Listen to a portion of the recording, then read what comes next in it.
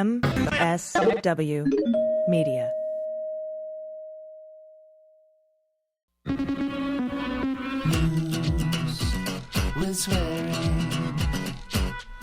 Daily beans, daily beans. Daily beans, daily beans. Hello and welcome to the Daily Beans for Friday, December 19th, 2025. Today, the government added a third charge in Trump's fourth failed attempt to indict New York Attorney General Letitia James. Trump's $1,776 bonus to members of the military comes from their already approved basic housing allowance. The parties delivered closing arguments in the case against Judge Hannah Dugan today.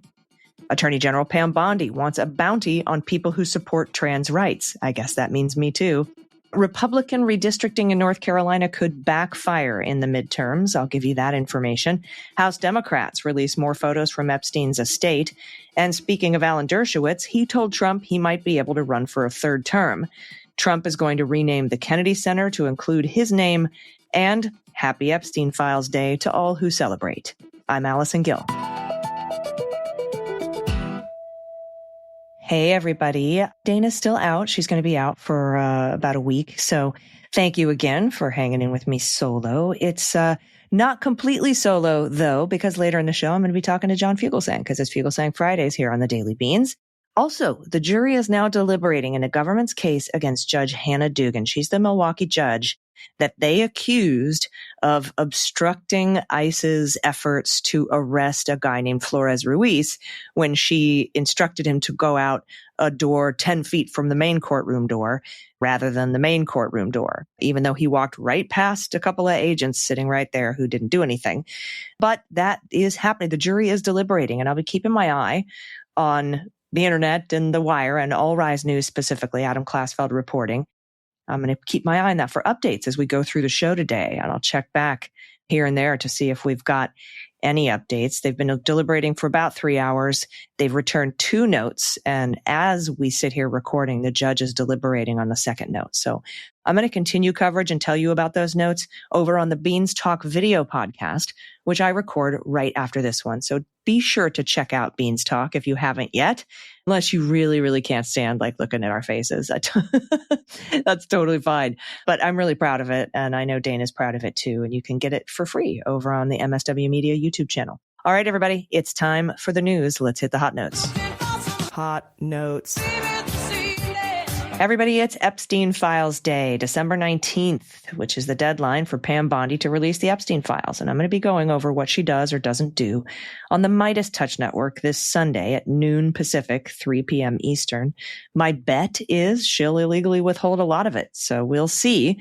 Again, I'm going to go over that on the Midas Touch this Sunday. But CNN reported Thursday that Democrats on the House Oversight Committee released more photos from Jeffrey Epstein's estate on Thursday. That's the latest in a series of intermittent disclosures that have fueled significant political intrigue in recent weeks about who may have been associated with the convicted sex offender. The photographs, released without additional context by members of the panel, include a Ukrainian passport with a female notation, philosopher Noam Chomsky on a plane with Epstein, Bill Gates posing for a photograph with a woman whose face is redacted by the Democrats on the panel. The images also include a screenshot of a snippet of text messages in a conversation in which a person is discussing sending girls. Quote, "I don't know, try to send someone else. I have a friend Scout, she sent me some girls today, but she asks $1,000 per girl. I will send you girls now. Maybe someone will be good for Jay, ? The series of messages, that's what it reads, and the individual that sent the detailed description, including name, 18-year-old, height, measurements, weight, a note on the Shenzhen area of the departure city. Many of the details are redacted, though the age, a check mark next to Shenzhen and Russia are all visible. Now, there's no context provided around the conversation. It's unclear who the participants in the text message exchange are. Another photograph shows a woman's foot with a quote from Lolita, the Vladimir Nabokov novel, about a man's sexual obsession with a 12-year-old girl written on it, and the novel can be seen in the background. The Democrats initially released 5 images, but then made more than 50 public later on Thursday. Democrats noted the estate did not provide any context about the images shared with the committee and said they have publicized them as they were received, aside from the redactions. Democrats have chosen which photos to release, since the panel received more than 95,000 images from the estate last week that lawmakers are still combing through. And in today's attempt to distract us from the Epstein files, the Washington Post reports the board of the John F. Kennedy Center for Performing Arts has voted to rename the storied arts institution the Trump Kennedy Center. That's according to White House Press Secretary Caroline Leavitt on Twitter Thursday afternoon. She said the vote was unanimous. It wasn't. The Kennedy Center confirmed the vote in an email to the Washington Post. It was unclear whether such a change is legal. Well, let me help you out, the Washington Post. It is illegal. The name is required by law, in a law, but I doubt that it'll stop Donald Trump from shitting giant gold letters that spell his name on the building. The law hasn't stopped him before, but it is illegal. The name is there by statute. So that's, just so you know. Again, I don't think he cares what's illegal or what the law says, even though he is required to faithfully execute the laws. Next up from the Wall Street Journal, Trump on Tuesday received and discussed a draft copy of a book by Alan Dershowitz that studies whether Trump could constitutionally serve a third term as commander-in-chief, according to the veteran legal advisor. In an interview Wednesday with the Wall Street Journal, Dershowitz said he told Trump the Constitution isn't clear on the issue. Wow. In a meeting in the Oval Office, Dershowitz handed Trump a draft of the book titled, Could President Trump Constitutionally Serve a Third Term? He wrote a whole fucking book on this. It's set to be published next year. Dershowitz said the book lays out a host of scenarios in which an individual could serve a third term. Dershowitz said Trump told him that he planned to read the book and asked him about his conclusions on serving a third term. The Constitution bars anyone from being elected to the White House more than twice. Quote, I said it's not clear if a president can become a third-term president, and it's not clear if it's permissible. That's what Dershowitz said, who previously served as a defense lawyer for the president during his first term when he was impeached. The one time. He was impeached twice. The president, according to Dershowitz, smiled and went on to other issues after the two discussed the focus of the book. Quote, he found it interesting as an intellectual issue, he said. Do I think he's going to run for a third term? No. I don't think he'll run for a third term. Yeah, me neither, Alan. I think he'll just try to hold on to the White House without running. Now, Trump told reporters in October the Constitution says it's pretty clear that he's not allowed to run, but he says a lot of things. Next up from Defense One, President Trump and his $1,776 checks for more than 1 million troops announced Wednesday come from congressionally allocated reconciliation funds intended to subsidize housing allowances for service members. That's according to a senior administration official. During a primetime TV address, Trump said he was proud to announce that 1.45 million military service members will receive a special warrior dividend before Christmas. He added that to honor the nation's founding, we're sending every soldier $1,776. Think of that, and the checks are already on the way. A warrior dividend. The senior administration official told Defense One in an emailed statement late Wednesday that Defense Secretary Pete Hegseth directed the Pentagon to disperse the $2.6 billion as a one-time basic allowance for housing supplements to all eligible service members ranked 06 and below. Quote, Congress appropriated $2.9 billion to the Department of War to supplement the basic allowance for housing entitlement with the One Big Beautiful Bill. That's what the senior official said. Approximately 1.28 million active duty component military members and 174,000 reserve component military members will receive this supplement. It was appropriated from the basic housing allowance that they were going to get anyway. It's just Trump wants to send it in one fat check and put his name on it. So stupid. Next up from The Advocate, Attorney General Pam Bondi has directed the FBI to create a cash reward system for information leading to the arrest of leaders of domestic terrorist organizations, a category the Justice Department now says includes people and groups associated with what it calls radical gender ideology. That's according to a December 4th memorandum. The guidance operationalizes National Security Presidential Memorandum 7, issued by Trump in September, by ordering federal prosecutors and law enforcement agencies to prioritize investigations and prosecutions tied to an expansive definition of domestic terrorism. Independent journalist Ken Klippenstein first reported on the memo's existence on Tuesday after it was leaked.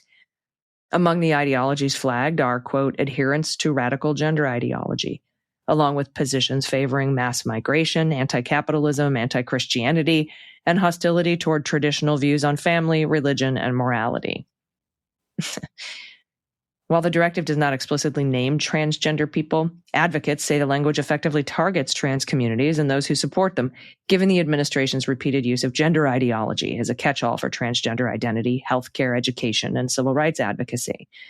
Quote, for some culpable actors, such as certain Antifa-aligned extremists, their animating principle is adhering to the types of extreme viewpoints on immigration, radical gender ideology, and anti-American sentiment listed below, with a willingness to use violence against law-abiding citizenry to serve those beliefs. That's what the memo says.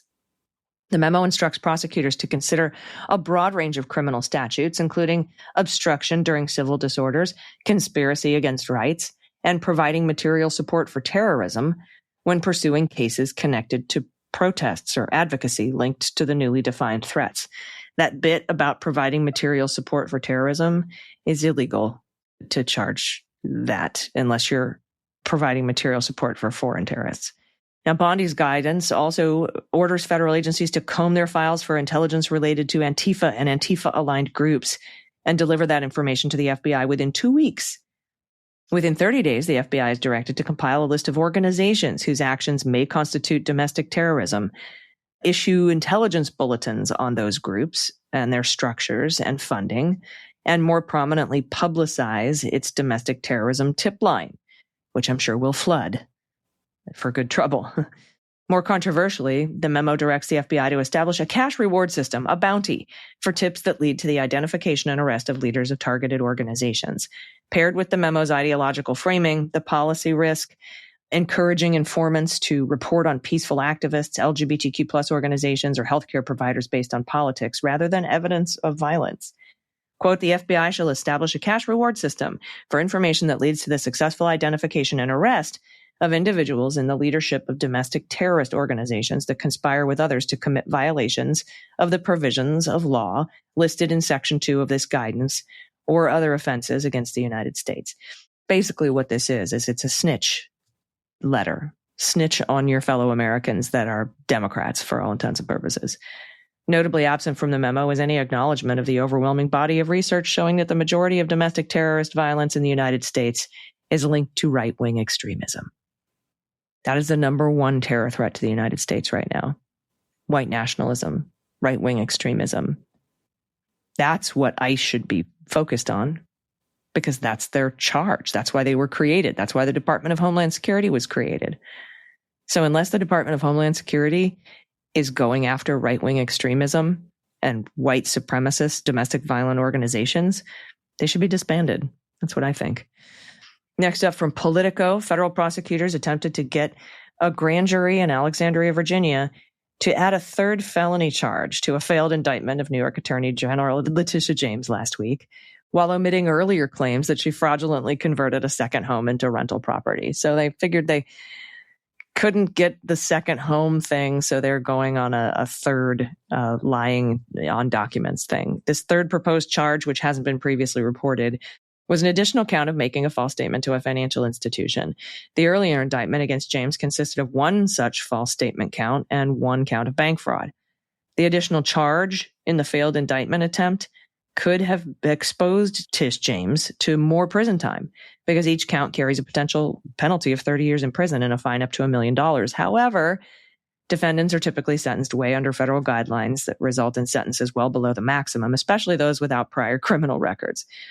Prosecutors also asked a magistrate judge to keep records of the proposed indictment sealed because they're embarrassed after grand jurors rejected all three alleged charges. But the judge declined that request.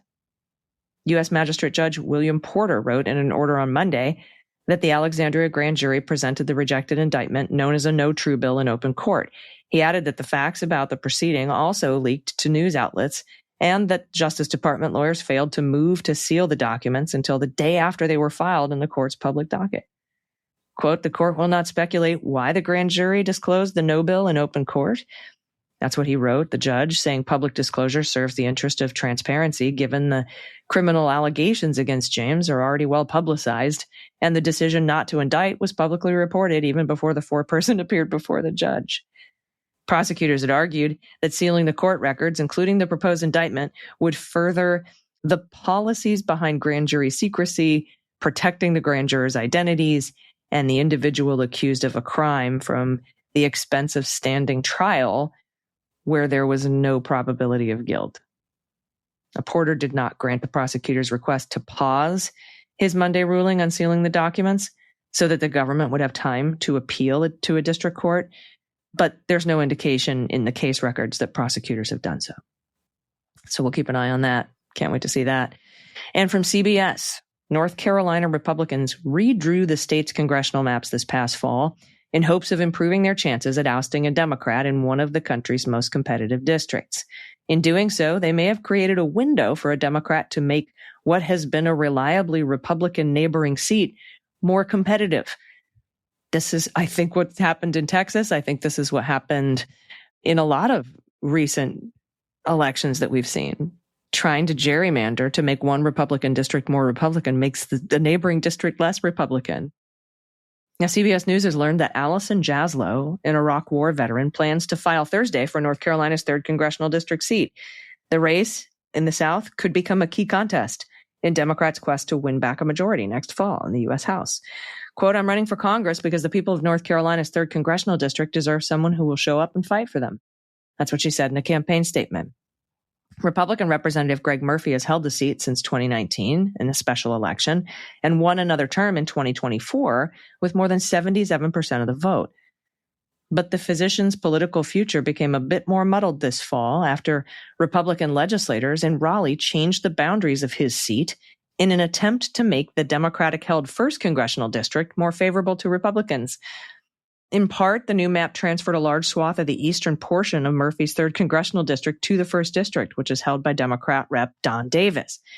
Republican leaders made the move as similar efforts played out around the country to try to protect the party's narrow majority in the House. Murphy announced afterward he would run for another term in Congress and was soon endorsed by President Trump. While the 1st and 3rd districts are both viewed as Republican-leaning areas, the impact brought about by redistricting isn't without political risk for Republicans. Murphy's district is now 43% Democratic, up from 39% before it was redrawn. Davis's seat went from being 48 to 44 Democratic, according to a CBS News analysis of the 2024 presidential election data. So they're playing with, 4 points here on both the sides, and we're winning elections by 16, 13, 18, 23 points. So swings, not winning by, but those are the swings. Quote, "Greg knows the wisdom and courage required to defend our country, to support our brave military veterans, and ensure peace through strength." That's what Trump said in an October social media post. Hefty political spending is already expected to head to the state for the next year's midterms, where former Democratic Governor Roy Cooper represents his party's best chance at winning back the GOP-held seat in the Senate. To have a reasonable shot at defeating Murphy, Democrats will likely need plenty to break their way, along with the typical political gravity of an incumbent president's party struggling in the midterms. All right, everybody, those are the hot notes. We'll be right back with John Fugelsang for Fugelsang Fridays, followed by the good news. Stick around. We'll be right back. After these messages, we'll be right back. Nothing says holiday season like a roaring fire, a cozy sweater, and a full glass of wine at the table. Naked Wines keeps my place stocked with crowd-pleasing bottles, so hosting for family and friends feels easy, and we're always ready for a toast. Naked Wines is a service that directly connects you to the world's finest independent winemakers, so you can get award-winning wine delivered straight to your door. So let's thank Naked Wines for supporting our show. Head to nakedwines.com/dailybeans. Use our code DailyBeans for the code and the password, and get their incredible deal of 6 bottles for just $39.99. I had some friends over recently, and we opened a bottle of F. Stephen Miller Black Label Winter Cabernet. It's a 2023. The Winter Cab is aged extra long, so the dark fruit flavors and vanilla spice become more rich and more smooth. It was a perfect match for the occasion and exactly what I was looking for. Naked Wines resonates with me because it supports independent winemakers while making hosting easier. They've been doing this for over 15 years, and they help fund over 90 independent winemakers. Plus, there's no commitments or membership fees, and the entire setup is hassle-free. They cut out the middleman so you can save massive money. So now's the time to join the Naked Wines community. Head to nakedwines.com/dailybeans, click enter voucher, and put in my code dailybeans for the code and the password, and you'll get 6 bottles of wine for just $39.99 with shipping included. That's $100 off your first 6 bottles at nakedwines.com/dailybeans, and use the code and password dailybeans for 6 bottles of wine for $39.99. You'll be glad you did. Hey, everybody, welcome back. It's Friday on the Daily Beans, which means it's Fugelsang Friday. So we're going to welcome my good friend, New York Times bestselling author of The Separation of Church and Hate.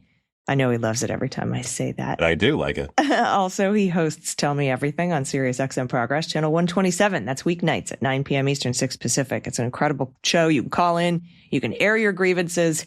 It is the season. So you definitely want to listen to that. And then, of course, there's the John Fugelsang Show podcast and the Substack. And he's here, he's there, he's every fucking where. It's John Fugelsang. Hello. Oh, thank you, Allison. And in the words of FBI Director Kash Patel, smash that like button, bro. Thank you. It's so good to be here. It's good to see you, my friend. I'm sorry that you're feeling a little bit under the weather. It was a rough week. I got very sick this week, and I had to go on CNN. So I tried not to breathe too much on Scott Jennings. Hopefully I didn't infect anyone in the building. Most people try not to breathe near Scott Jennings anyhow. But, They sat me right next to Mr. Jennings as we got to sit side by side this week. Normally they have us sit across from the table. They put us together. They're looking for trouble at that place. Yeah, kind of. I won't have him on my show. Not that he, if I invited him, he would even think about coming on here. But we appreciate you being here, my friend. Oh, I know. I've invited him on mine and he has his complete contempt. But I'll keep doing it and smiling. Yeah, right. Exactly. That's what we do. So let's talk a little bit about some of the bigger stories that came out this week that might or might not be distractions from the fact that it's Epstein Files Day here at the Daily Beans and across the country. First of all, this big, huge article that took 11 sit-down interviews with a journalist with a tape recorder, although somehow Susie Wiles was very surprised that they would publish anything that they spoke about. I'm sure she was shocked. She even told the New York Times, hey, I didn't say that. And then they played the tape back and she did. But this, in my mind, and tell me what you think, this was all on purpose. This was all deliberate. She's not an idiot. She's probably the smartest person in that White House, which it's a low bar, but she's probably the smartest person in the White House. And to come out and say, yeah, Trump's all over the Epstein files, but he was a young playboy, like to try to sort of, I don't know, prep us for what may or may not come out today. That seems like... Oh, I don't think she was thinking about today when she gave those interviews, but go on. But, I think that was one of the main goals, was to sort of draw the sting out of, the young playboy dude was 50 back in the 1900s. So I'm not sure that moniker is appropriate. But tell me what you think about, first of all, the content of this 2-part series in Vanity Fair, and then we'll talk about the photography. Well, again, it was 11 different interviews that Whipple did with her. So I don't think that was all done with this one date in mind over the course of a year. Again, she began these interviews long before we, the people, demanded these files be released, long before Donald Trump's own caucus disobeyed him and demanded that these files be released as Trump promised. And by the way, all you MAGA guys, Ghislaine Maxwell now wants the charges against her dismissed, the convicted child rapist. So I hope you're ready, MAGA friends, to start fighting for a convicted child rapist to get more special treatment, because Donald Trump is pretty sure he can get you there. I agreed with everything you said, Allison, except I don't think Susie Wiles was looking to defend Donald Trump here at all. I think Susie Wiles would like to have some form of employment after this ends. I think that, Trump does not hire competent people because competent people will tell him you can't do that. So that's why you get the Pam Bondis, and that's why you get the Kash Patels and the Hegseths, because he needs flunkies who he can blame and cut loose when he needs to. Susie Wiles has always been kind of a mystery to me. The first female chief of staff, and I have found her fascinating, wondering, what is it about her qualities that makes Trump obey? Whatever it is, I don't think she cares what happens to this guy, because from the interview I read, I think she knows this thing ends like the last scene of Scarface. And I just want to say, I did not have Susie Wiles checking off every square of my bingo card on my bingo card. Most people leak anonymously. Susie went for the Costco-sized giant box of truth. This was not off the record. This was off the rails. And I was on CNN the other night sitting next to Michael Whipple, who did the interview over 11 sittings. And he said, we recorded every second. This White House and Susie Wiles have not denied a single specific statement there. So it's all true. None of it's made up. And, Donald Trump has said he's fine with it, most likely because she told him it was fake news. Because he's not going to read it because it was printed in sentences, and that's a bit long for him, sentences. So, next you'll want him to read paragraphs. Allison, imagine any other president whose chief of staff will just casually confirm, yes, he appears extensively in the child sex trafficking documents. What I think Susie Wiles is doing here is not so much creating plausible deniability, but just putting the space between herself and Trump, where she, in the future, when this is over, can always point to this and say, look, I was in front of it. I was telling the truth back then. I tried my best to control him, and I couldn't do it. This was for a White House that is exclusively about selfish people, for selfish voters who want selfish policies that only help their selfish cliques.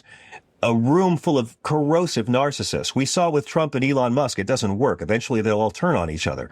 And Susie Wiles is much smarter than these obedient little winged monkeys Trump has around him, because I think she's putting the space there. And I think we should be looking for lots of Republicans to start doing exactly what Susie Wiles did in some form between now and the midterms in 11 months. The bit with the January 6th, don't pardon the violent ones. She urged him not to pardon the violent rioters. And he heard, pardon them louder. He ignored it the way he ignores briefings and marriage vows. But she included that for a reason, to say that I told him no, but he wouldn't listen to me. She openly admits that the prosecutions are fueled by personal vengeance, right? Particularly Letitia James, right? Yeah, it's just this petty taxpayer-funded revenge fantasy.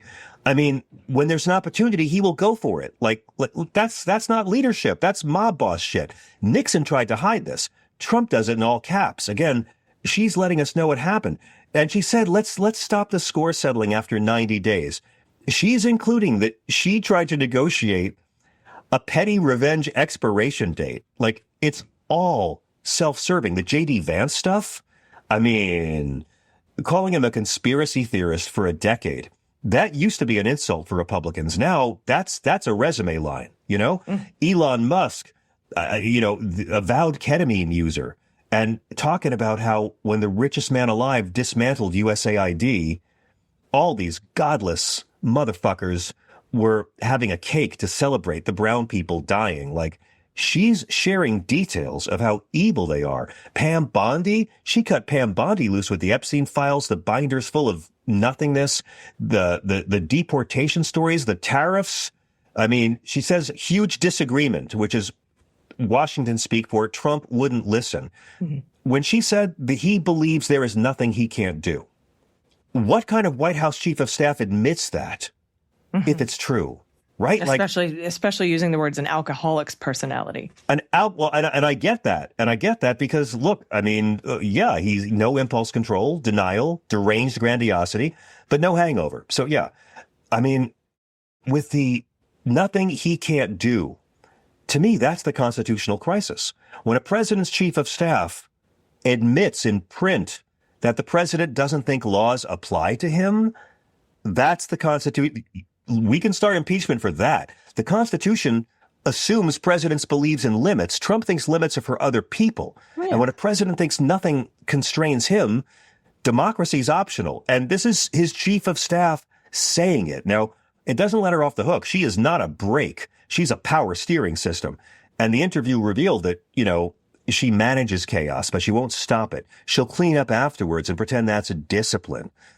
But this was the most self-serving interview I've ever seen that might still help save a lot of lives, because this old white lady is cutting this douchebag loose. Maybe she's mad about how he treated her old boss, Ron DeSantis, but I respect that she can handle him and can control him in ways they couldn't in the first administration. Because I'm sorry, I think anybody else in the entire cabinet said half of this stuff, they'd be fired by the end of the week.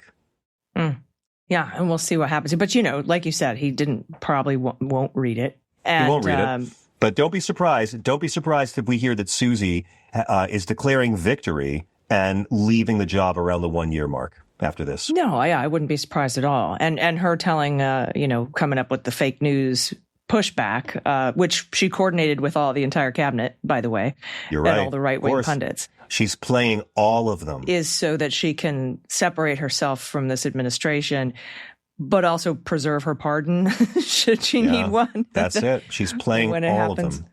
Yeah, she's playing both sides of the fence there. And it reminded me of when Stephen Miller went on CNN and had the deer in the headlights moment when he said the president has plenary power, unreviewable power.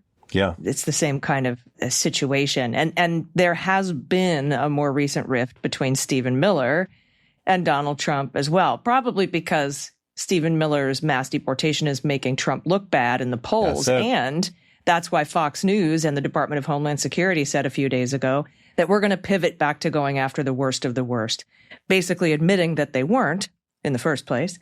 Yeah. And then we also found that to be bullshit because of things that have happened with continuing going after U.S. citizens and non-criminals in their more recent operations in the last day or two. So, yeah, it seems like there's this dance. And Trump will fire him. Trump will cut him all loose when they make him look bad. When Pete Hegseth makes Trump look bad, he will cut him loose. Until then, these flunkies draw fire away from Trump. Yeah, they absolutely do. They're lightning rods, idiot lightning rods, but lightning rods nonetheless. And so I actually think that we're going to see more sort of posturing. I think that Susie Wiles is going to set an example for a lot of Republicans to say, oh, this is the way to distance myself, but also not. But then we also have, a third discharge petition against Johnson's smallest caucus in history, which he admitted yesterday while running away. Like, look, I've got the smallest margin in history. But, meanwhile, out of the other side of his mouth saying that they were elected in a mandate, in a landslide. So it's landslide when, we have issues with what they do. But when he gets called to the carpet, it's the smallest caucus. It's Johnson's smallest caucus in history. There's the joke in there somewhere, but. I got to go see what noted truth teller Marjorie Taylor Greene has to say about this, because I think you're right. And I think when Marge comes out and says that Johnson may lose the speaker's gavel before the midterms, and she's not the only Republican to say that Punch Bowl article last week had so many Republicans validating that. I mean, I think there's a very good chance that gavel's going to fly like Thor's hammer into Hakeem Jeffries' hands, and it could happen before we even get there. I mean, I think there's an even better chance that Mike Johnson leaves the speakership more despised than Kevin McCarthy, because at the end of the day, who really is impressed by a 4'11" creepy youth pastor who irons his shoelaces? I mean, this guy is useless other than being an obedient flunky to Trump right at the moment. His party and his little tiny limp, flaccid caucus is realizing this man's not going to help them 11 months from now. There's really not a lot this man's going to do to help them keep their jobs in November of 2026. Well, what was it, 10 months ago I posted on Blue Sky and have been saying ever since, there will come a reckoning when Republicans in Congress who actually have to get reelected again will have to decide between pleasing Trump and pleasing their constituents. Now, we saw Mike Johnson just run away this week on extending the Affordable Care Act subsidies. He's going to shut it down, send everybody home early for Christmas break because he doesn't want to have to answer questions today when the Epstein files are supposed to be released. Oh, what a shock. And all the while, our premiums are going to skyrocket come January 1st. Even though there was a defection and a discharge petition, there's a 7-day hold on that, and that comes in the middle of the break, so it's not going to be voted on until next year. I'm assuming if it is voted on, it didn't pass the Senate, but if it is voted on and there's enough pushback, and it is, then they'll have to reopen the enrollment period so that people can actually, get their subsidies back. It's going to, or just do it automatically. It's going to be a giant mess of their own creation, but yet Trump goes on television that says Biden's fault, Allison. 2 words. Biden's fault. Biden's fault. 2027. And that the Democrats are somehow not extending the Affordable Care Act credits, even though they control both houses of Congress and the White House. Yeah. And the fate of the nation may depend on how loyal racists are to their grand venereal wizard when their healthcare premiums are going up. The fate of the republic may depend on how the stupidest, most evil people in this society react to their leader lying to them again. The rest of the world knows what this man is. 32% of the population are keeping this guy in power. 32% of our country impose this on the rest of Earth. And the healthcare premiums are going up. And we know the Democrats care, and we know there's a few Republicans who care because they know it's going to hurt white people. The problem is that, you know, I didn't like calling the Affordable Care Act Obamacare. I thought if you're going to do that, let's call Social Security Medicare. Let's call Social Security FDR care, and let's call Medicare LBJ care.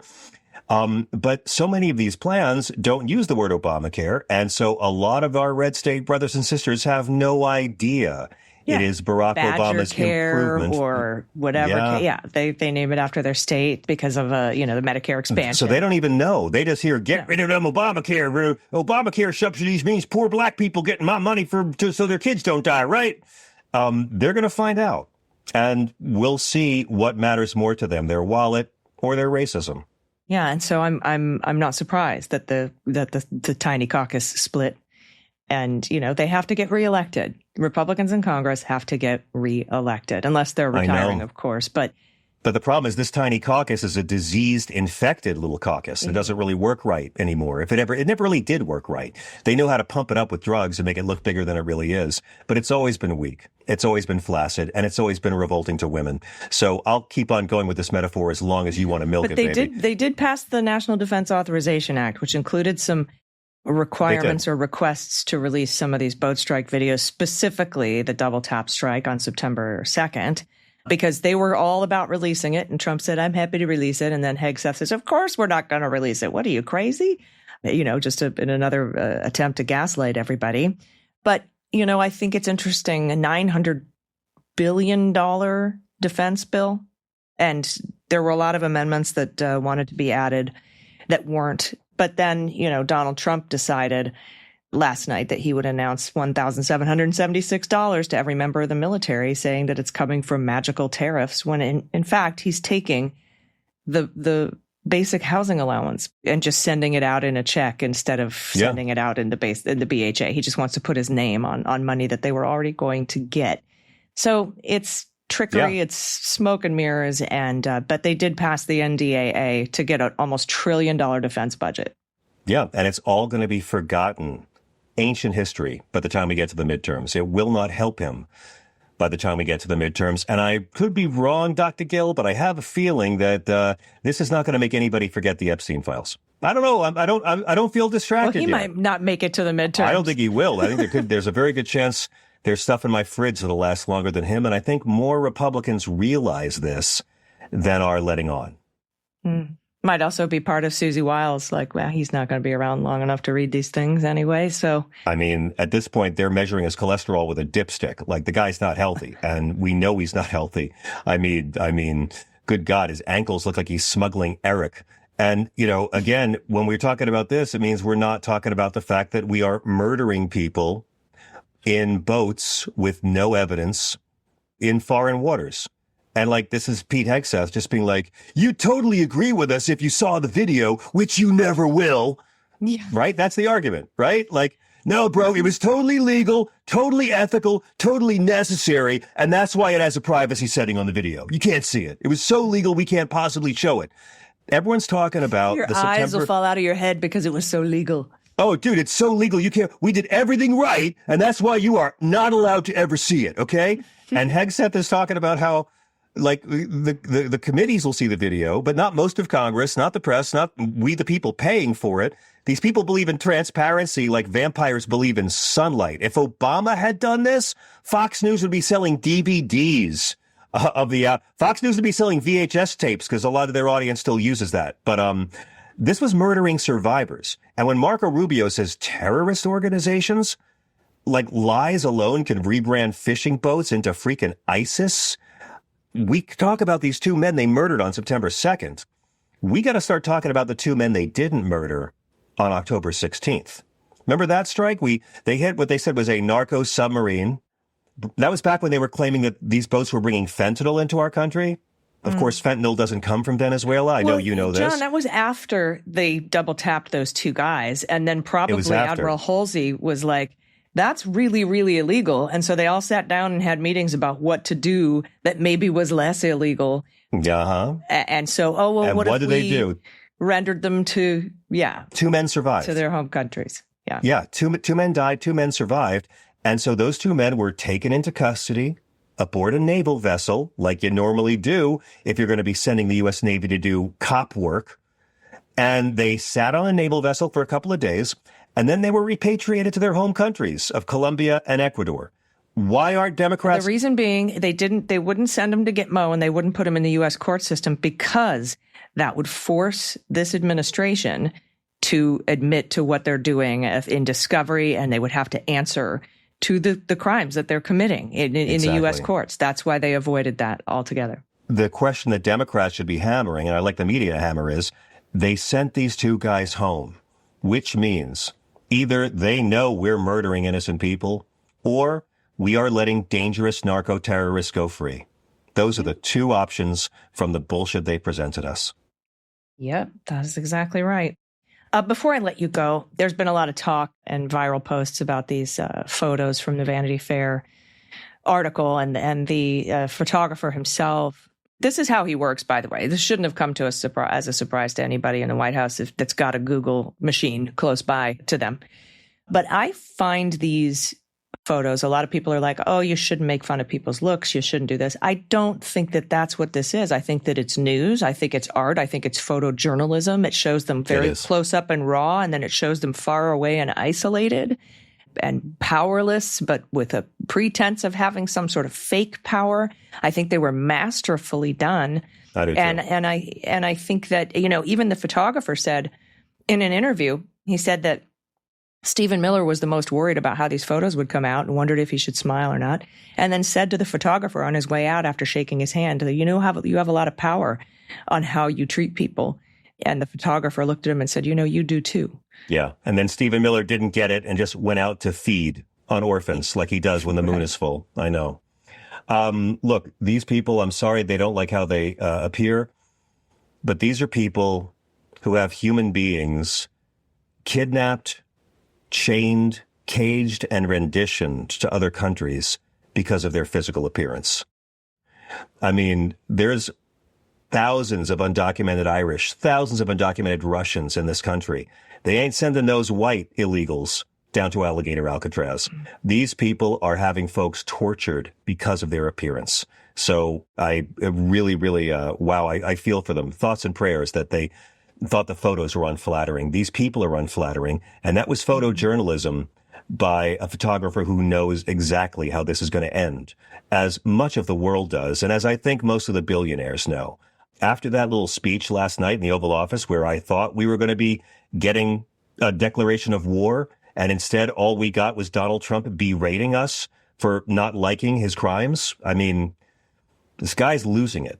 And you should be ready in the new year for more and more Republicans to put more and more space between them and this guy. Let's not let them do it gracefully. Yeah, agreed. My friend, it's always really good to see you.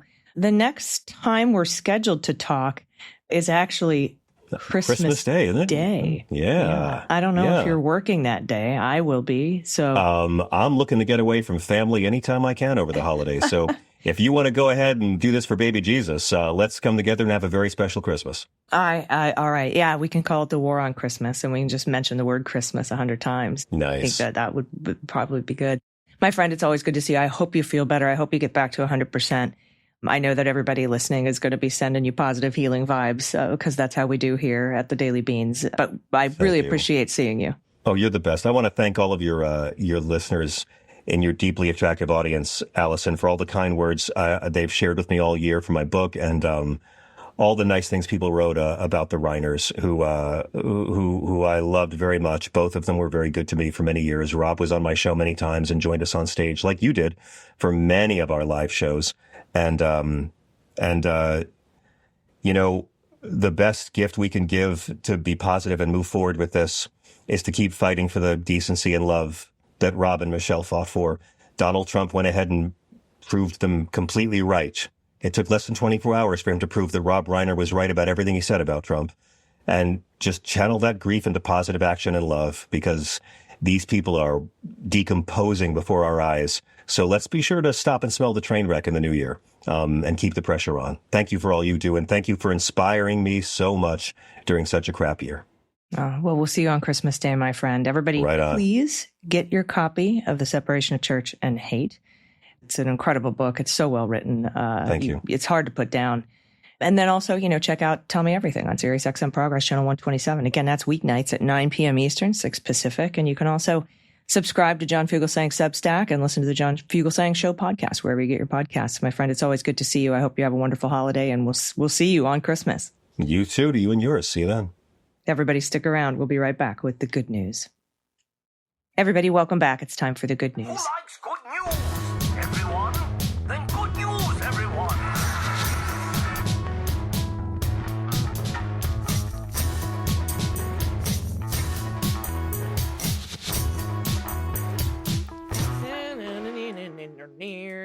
Good news. And if you have any little bit of good news, it could be small, it could be big, it could be a great story that you just want to share with the rest of us to put a smile on our faces. We would love that. We would love to microdose hope right now. We definitely need to.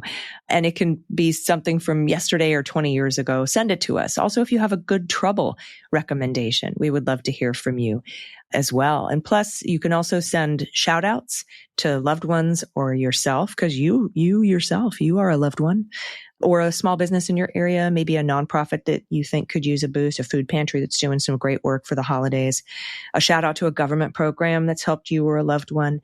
You can send it all to us at dailybeanspod.com and click on contact. And all you got to do to get your submission read on the air, it's really just submit a picture of anything. We started with pod pet tariffs, which means a photo of your pet. And we can try to guess the breeds in your shelter pup or your pet. We're not very good at it, but we like to try anyway. If you don't have a pet, you can send an adoptable pet in your area. If you don't have that, just grab a random photo of an animal on the internet or a human. You can send family photos, awkward family photos, random people on the internet, photos from the last rally you went to, some of your favorite signs that you've seen. Maybe you can show us what you dressed up for Halloween, or what your holiday decorations look like, or your happy place, like your garden. What are you growing in your garden? What are you making? What are you creating? Send us your quilting and your crocheting and knitting. And, if you have chickens that lay, we love to see photos of chickens. I know that's something they're making and creating and not you, but still, we would love to see anything that makes you happy, because it makes us happy. And I like to feel happy these days. Send it all to us at dailybeanspod.com and click on contact. First up is a reminder from the good trouble from yesterday. We have something happening Saturday, December 20th, and I wanted to remind you of it. Mass protests will be held at multiple airports in Colorado: Denver, Centennial, Pueblo, Alamosa, and Cortez. There's one in Tennessee, in Jackson. There's one in Minneapolis, Minnesota, targeting Denver Air Connection and opposing Key Lime Air's contract with ICE to transport detainees. Again, we'll have a link in the show notes to those protests that are happening this Saturday, December 20th. All right, the good news from pronouns she and her. Follow up on Poppy, the little red curly guy. Poppy is a Moyen, medium en français. I hope I'm pronouncing that right. I'm probably not. And then the breed is redacted. He's standard DNA, but is a more manageable size. He stands at 18 inches high, weighs around 28 pounds. I must compliment you, Allison, on the very excellent pronunciation of my name, Marilise. P.S. The pic of me across from Trump Tower, New York City was taken in September of 2024. I was showing two young Italian friends around the Big Apple. I'm not throwing the bird, but in his face with my Harris Waltz tee. Thank you so much, Marilise. And let's see, I thought it was a poodle Irish setter because of the ruddy brown red color and the tail. But let's see, it's just a poodle. Oh my goodness, a medium poodle. Oh, Poppy is adorable. Thank you for that. Thank you so much. Next up from Lana, no pronouns given. I just want to give a digital high five for the anticipation Rocky Horror Picture Show reference. I feel seen. You and Dana have started my day with me for so long. I'll listen for as long as you two keep the brain brekkie coming. XOXOXO. This isn't particularly a read on the air comment, but I threw in a couple of container kitty pictures anyway. She really likes the thermal bag because it's toasty. Oh my goodness, how adorable. Cats in baskets, cats in bags, cats in boxes. They love it. Lana, thank you. I'm glad somebody picked up on my anticipation Rocky Horror Picture Show reference. Thank you so much for picking up on that. Everyone else just must have thought I was nuts. Next up from DC, near DC. Hi, the good news is that my kids are home from college. One of many, many blessings. They are the greatest. Attached, apropos of nothing, are pics I took 100 years ago of two of South Africa's most colorful birds, the lilac-breasted roller and the malachite kingfisher. And now, a joke. What do you call Batman if he sneaks out of church services during communion? Space-filling text inserted to increase the tension. What do you call Batman if he sneaks out of church services during communion? I don't know. What do you call him? Christian Bale. I see what you did there. I'm Batman. Okay. Thank you so much for that. Oh, these birds are beautiful. DC, thank you for sending these. South Africa's colorful, the lilac-breasted roller and the malachite kingfisher. I'm guessing the lilac-breasted is the one with the purple chest, making the other one the malachite kingfisher with the little cool little feathers on his head and his big giant bright orange beak. He's so cute. Thank you for those photos. Next up from Julia, pronoun she and her. Hello, Beans ladies. I love your work and listen to it fiercely and often from Austria. Österreich. All right, today I have great news. Yesterday, the European Parliament passed a resolution from Citizens Initiative, My Voice, My Choice, for safe and accessible abortions in all of Europe. They have an Instagram page under that name, too. I shared it below. That is simply fantastic news for all women and deeply needed good news. So keep up the good fight. P.S. The photo of my Spanish special needs dog, Duke. He was so loved and lived happily, I hope, until we had to let him go in 2023 at 17. He must have had a really bad experience in his first life in Spain, which made him distrustful of people when he first came to our house, but it got better. Oh, he's adorable. Thank you for that. And we'll have the My Voice, My Choice org Instagram link in the show notes. Julia, that is really, truly great news. Thank you for sharing. Next up from Angelica, Beans Queens. Angelica here, writing back about our dog, Ozzy. I have 2 attached photos, daughter for scale. We tried to take a picture of him with the banana, but he kept trying to attack it, and the photos were blurry. He's about 20 pounds now and shouldn't be more than 25 pounds fully grown. So he's small, but not micro like a teacup. He is still a puppy, chewing on anything he can get his paws on. He does bark a lot and sometimes talks to us, which is entertaining. He loves car rides and just being wherever we are. Thank you for reading my last entry on the air. The kids loved it. Hey, kids. They both asked if we are famous now. Yes, you are, Angelica and Angelica's kids. You are very famous. I also wanted to share that I just finished reading Separation of Church and Hate, and now my husband is reading it. Our daughter is next in line. It was so good. I'm about to buy a couple of copies for little libraries. I grew up in one of those churches John talks about, which caused some religious trauma, and John's book has helped me tremendously. It is hard to see my old Sunday school teachers and youth group leaders being so hateful toward anyone and everyone who isn't a Christian. What brings me hope are the kids that I went to church with, now adults with their own children, who are accepting, loving, and pushing back against Christian nationalism. I hope you and your families have a joyful and restful holiday, and thanks for all you do. Ozzy is a redacted, and hoo boy, that is a lot of redaction space. So let's see, 20 pounds, poodle, cocker, black lab. He's adorable, is what he is. And there's got to be some chow chow or chihuahua in there. Let's see what we got. He's a micro Bernedoodle. Micro Bernedoodles are mostly poodle. His dad was a small poodle and mom was a small Bernedoodle. I didn't know they made small Bernedoodles. I guess when you breed him with tiny poodles. Anyway, he's gorgeous and fantastic. I hope he gets out of his puppy phase pretty soon. Stops chewing on stuff. But thank you for sending that in. I love it. And I love that you're going to put some Separation of Church and Hate in the little libraries.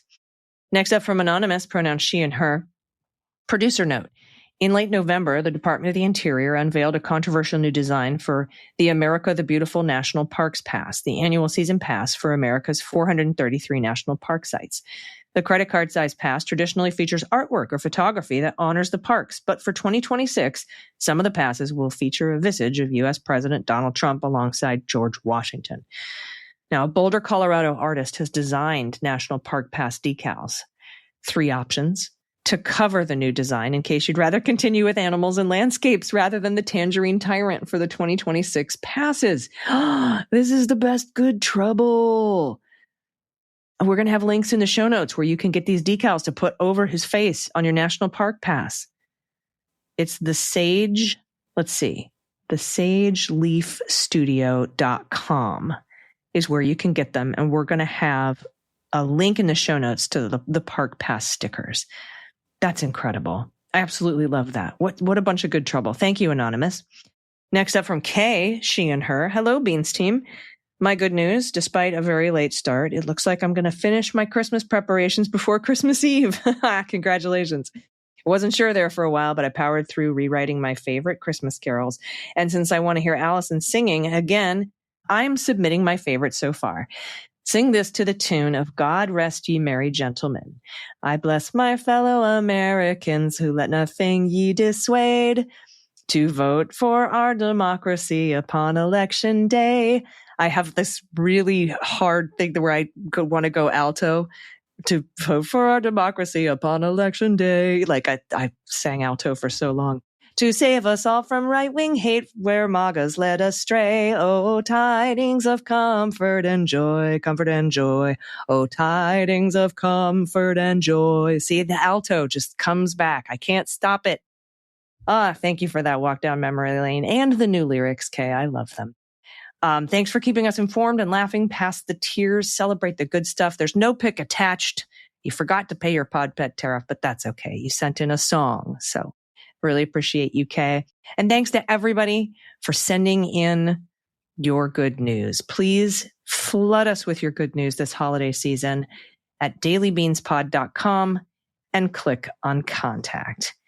All right, so we've got a lot going on with the Hannah Dugan jury deliberations, and I'm going to talk about that because we don't really have huge updates other than some decisions on a jury note that Judge Dugan won and what these jury notes said. And I'm going to go over all that over on the Beans Talk. That's our new video podcast. Of course, it's just me because Dana's out, but check it out. It's at MSW Media on the YouTube channel there. You can actually just Google MSW Media Beans Talk. It'll take you right to the channel and right to the playlist, and you can watch them. And you'll see the most recent one is up at the top. So thank you all so very much. I hope you have a wonderful weekend. I will see you Sunday on the Midas Touch Network at noon. I'll see you Sunday morning with Andy McCabe, a real deputy director of the FBI. We could talk about Dan Bongino chickening out. And we're going to be doing that on the Unjustified podcast. And we're going to talk about Jack Smith and his testimony and all sorts of other things that happened with the Trump Justice Department over the past week. And then I'll be back in your ears on the Beans on Monday. Until then, please, everyone, take care of yourselves, take care of each other, take care of the planet, take care of your mental health, and take care of your family. I've been AG, and them's the Beans.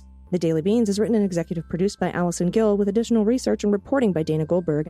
Sound design and editing is by Desiree McFarlane, with art and web design by Joelle Reeder with Moxie Design Studios. Music for The Daily Beans is written and performed by They Might Be Giants, and the show is a proud member of the MSW Media Network, a collection of creator-owned podcasts dedicated to news, politics, and justice. For more information, please visit mswmedia.com. MSW Media.